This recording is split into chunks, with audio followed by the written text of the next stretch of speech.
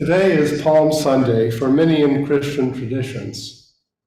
As Christianity is one of the sources of our Unitarian Universalist faith, it seems like a good day to revisit one of the primary stories of our movement's origins and to re-examine its meaning for our own lives. The story may or may not be known to you. Jesus tells the disciples to go ahead and find a donkey or colt tied, and if anyone says anything, respond citing prophecy of the king coming humble, mounted on a donkey and on a colt, the foal of a donkey. It's an ambiguous prophecy, but Jesus rides into Jerusalem where roaring crowds place their cloaks on the road, and they also cut palm branches to make a carpet for Jesus, much in the way that they might for a victorious monarch returning from battle. The city is in turmoil. Everyone is excited or deeply disturbed by Jesus' appearance in Jerusalem. Jesus knows that the excitement of the crowd will die as he confronts the authorities. He knows that as he speaks the truth and challenges the powers that be, that the people will move from being thousands to some of the disciples, and that even his closest friends will in the end deny that they ever knew him. He tells the disciples this, but they either deny this or try to dissuade him from entering Jerusalem and facing the almost certain death that comes from confronting the king, the temple priests, and the Roman authorities. So, knowing the likely outcome of this daring entrance into Jerusalem and the confrontations to follow, there remains only one rational question. Why did Jesus do it?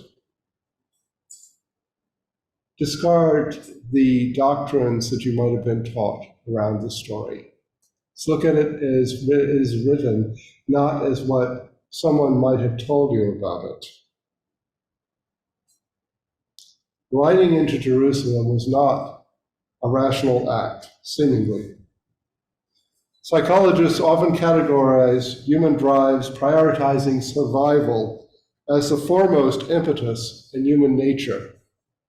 Yes, others place primary emphasis on other elements of human nature, but living has to be up there.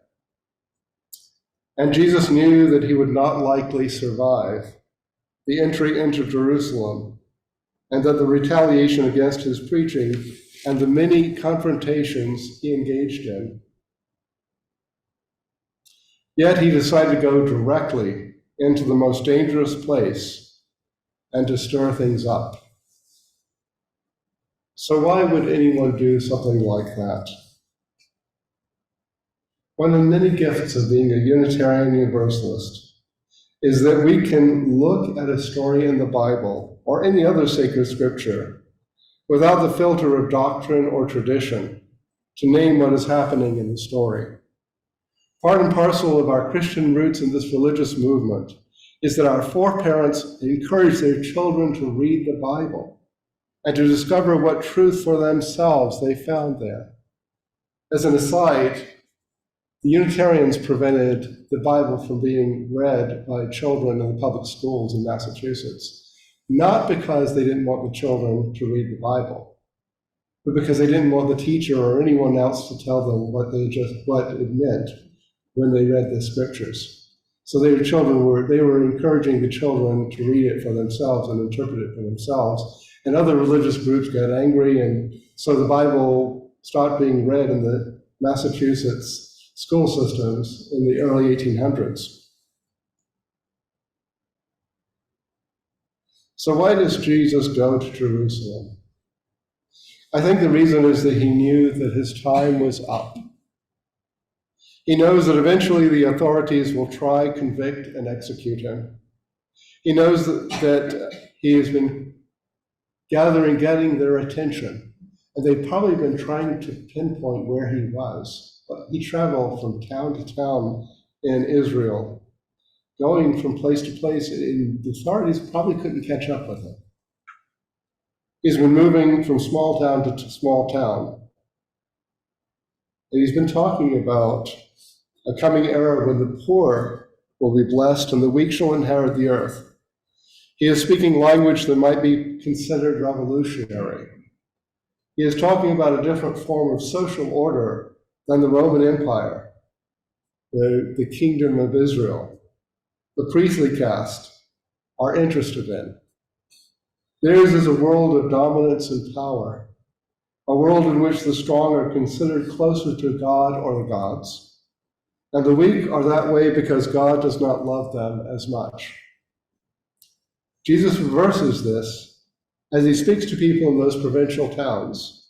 He tells them women and children will be loved in his new order. He tells them that one is only wealthy if he gives all that he has to others in the spirit of love. Even nowadays, Christian conservatives might be offended by the socialism inherent in the things that Jesus says and does.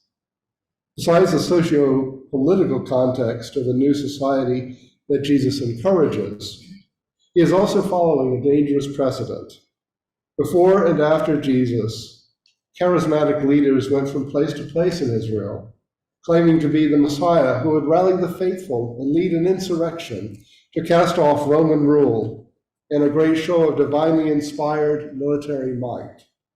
These previous supposed messiahs rallied the people into armed opposition against Rome. The results were too horrible to talk about today. Leave it to say the Roman authorities feared that Jesus would be another tribal leader and that Rome would once again send the legions to kill the opposition. Messiahs in the Jewish tradition were men who liberated Israel from foreign occupation. They were supposed to be military leaders blessed by God and succeed through mobilization of the people and strategic prowess. The history of Israel does contain stories of messiahs who banished the outside influences. In the years preceding and following the life of Jesus, men arose who claimed to be messiahs. In the tradition of Israel, many men could be messiahs, not just one, as in the Christian understanding that we have today. Jesus did not disown the label Messiah, nor did he deny that he was the King of the Jews. What he did deny was that his authority for liberation would come through military means. He advocated for nonviolent change. When Jesus is approached by Roman soldiers and apprehended, one of his disciples attacks a Roman soldier, cuts off his ear. Jesus tells the disciple that this is not his way. He makes it clear that killing must not happen in his name, though he acknowledges that the path he advocates for humanity will certainly cause conflict. After all, he is calling for a new kind of society, a new form of government, and that cannot be accomplished without some degree of conflict. Jesus does not believe that violence against people is the answer to the liberation of Israel. Little Israel would not have the might to throw off the yoke of the powerful Roman Empire in 32 AD. Instead, Jesus is advocating for a nonviolent spiritual path towards liberation. Eventually, the Christian movement undermines the Roman Empire even after the empire embraces nominally the Christian faith. It isn't just not possible to advocate for violent power and still follow a person who advocated for nonviolence. This inner inconsistency eventually overwhelms every civilization that attempts dominance and power over others. It is burrowing its way out of the distortions and rationalizations of doctrine and dogma. Eventually, the crowds abandon and turn against Jesus, when it is apparent that he's not come to raise an army or to take power. They do not understand that the liberation that Jesus speaks about is internal, personal, love that frees and changes a person. They do not understand that this man is not going to liberate Israel by the sword, but through prayer and care for one's neighbor, seeing the sacredness of every human being. What we Unitarian Universalists might call the inherent worth and dignity of every person. The crowd does not understand him, and they do not want to follow his path because it does not wreak revenge against the powerful, and it takes a tremendous commitment to lead the spiritual life that Jesus is advocating. This is not what they expected. This is not what they want. The thing that most defines this Palm Sunday narrative, though, is the courage that Jesus has to enter Jerusalem. Remember, he was good at evading the authorities. He might have remained silent and lived a full life in some other remote region of the Roman Empire. He made this choice to die in Jerusalem in order that his mission would have the public face and evoke the courage to live long after his death. He must demonstrate through his life, teaching, and death what this new way of being is like.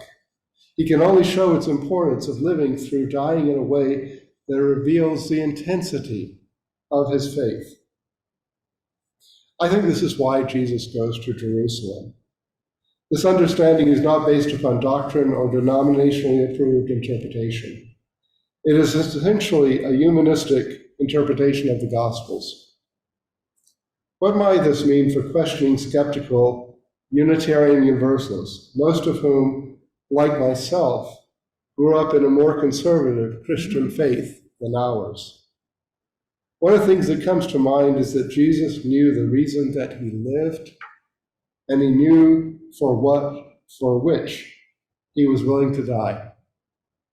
This is probably one of the most difficult things for any one of us to reach for. That is, what sustains the life that you are living, and are you living the life to its fullest? I'm going to be asking a lot of questions. That question is one of the most spiritually complicated questions that I can ask you, but I'm going to ask you some others. What would you be willing to die for?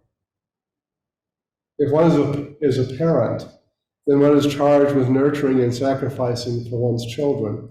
For many of us, that would be the first answer. For others, a great mission like educating others, bringing justice into the world, or saving another person. Those in the military might respond that they are willing to die for their country. If they were honest, some people might reply that they are willing to die trying to risk attaining money or power. Certainly, colonialism proved that some people were willing to do so. Addicts are willing to die for the next fix, and some do. Jesus had the spiritual courage to live and die for his faith in God and humanity. Others have done so as well. John Fowler was a sociologist of religion. I think that's his title. He was a professor at Emory University, and he wrote a book entitled Stages of Faith. Fowler wrote that the final stage, the stage which very few people ever attain, is embodiment.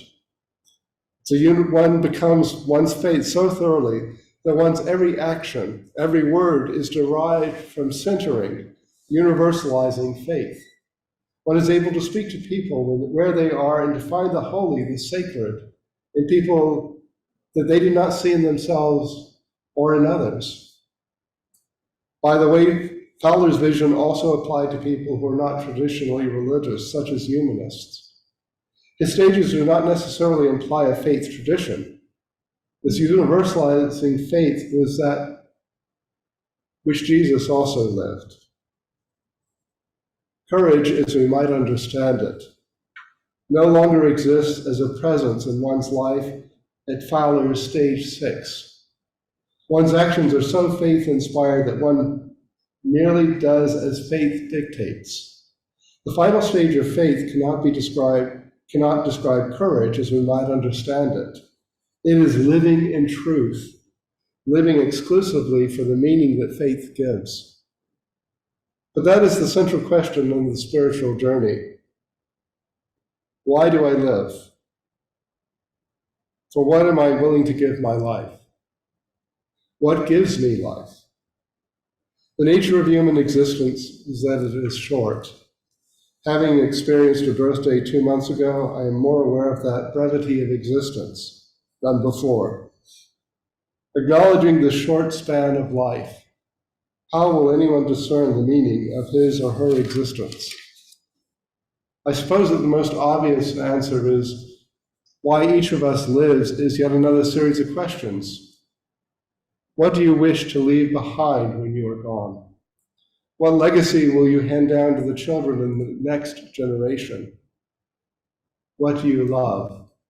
Really, really love? Probably none of us will make the tremendous difference that people like Jesus, Gandhi, and Martin Luther King Jr. did in their time. It takes a heroic journey to rise to the spiritual and intellectual level that they reached. It takes persons gifted with extraordinary skills to challenge the minds and souls of people enough to change the world. It also takes a sacrificial spirit that acknowledges that the cost of changing the world will not be accepted by some, and they might kill the prophet or Messiah, thinking that this will kill the faith. It never does, and it never will. In the absence of such powerfully prophetic souls, that leaves us normal people to find meaning that makes life worth living. The search for meaning is at the center of spirituality and life itself. Viktor Frankl was an Austrian psychiatrist imprisoned in concentration camps during the Second World War for his Jewish ancestry. As a trained physician, Frankl observed that those who had a reason to live, had meaning, survived past the point to which they should have died. He observed that those who had a purpose, a central calling to their lives, could endure that which should have killed them. Some were driven by some high and lofty purpose, like the restoration of the Jewish faith or the foundation of the State of Israel. Others found meaning in looking toward a future in which their remaining family members could be united and find a new life somewhere. Frankl realized from his observation that the search for meaning was a primary spiritual drive that could overpower even the necessities of biological existence, meaning that meaning could give life when the body no longer had that power. This is a powerful, powerful observation. Frankl would later found a school in existentialist psychology devoted to the human search for meaning. Spiritual courage derives from this meaning. I cannot tell you today that I am spiritually courageous as I would wish. My calling to ministry gives me courage to speak and act in ways that I could not before I entered the ministry. I still know fear, and I am challenged to respond in bold ways. My reason for living is also tied to the love of my family more than the greater good sometimes, the universalizing faith that Jesus represented. In closing today, I want to share this writing from a prophet who is both like and unlike Jesus of Nazareth. He was Mohandas Gandhi, and his deliberate pursuit of the path of nonviolent resistance, his spiritual depth, and his willingness to live and die for his faith inspired the Indian people to cast off the dominance of the British Empire. He writes of the journey of the prophet, his spiritual journey, through a universalizing faith. He does so through the Hindu faith of his culture, but you might feel its resonance also with the faith of Jesus in the Bible. Gandhi writes, "There comes a time when an individual becomes irresistible and his action becomes all pervasive in its effect. This comes when he reduces himself to zero. For a nonviolent person, the whole world is one family. He will thus fear none, nor will others fear him. It is no nonviolence if we merely love those who love us. It is nonviolence only when we love those that hate us. I know how difficult it is to follow this grand law of love, But are not all great and good things difficult to do? Love of the hater is the most difficult kind of all. But by the grace of God, even the most difficult thing becomes easy to accomplish if we want to do it. By attachment, I mean that you must not worry whether the desired results follow from your action or not. So long as your motive is pure, your means correct. Really, it means that things will come right in the end if you take care of the means and leave the rest to Him. The last 18 verses of the second chapter of the Gita give in a nutshell the secret of the art of living. When you keep thinking about sense objects, attachment comes. Attachment breeds desire, the lust of possession, which, when thwarted, burns to anger. Anger clouds the judgment and robs you of the power to learn from the past mistakes. Lost is the discriminative faculty, and your life is unerased. But when you move amidst the world of sense, from both attachment and aversion freed, there comes a peace in which all sorrows end, and you live in the wisdom of the self. He is forever free who has broken out of the cage of I and mine, to be united with the Lord of love. This is the supreme state. Attain thou this, and pass from death to immortality. Love never claims, it ever gives. Love ever suffers, never resents, never revenges itself. Have I not that nonviolence of the brave in me? My death alone will show that.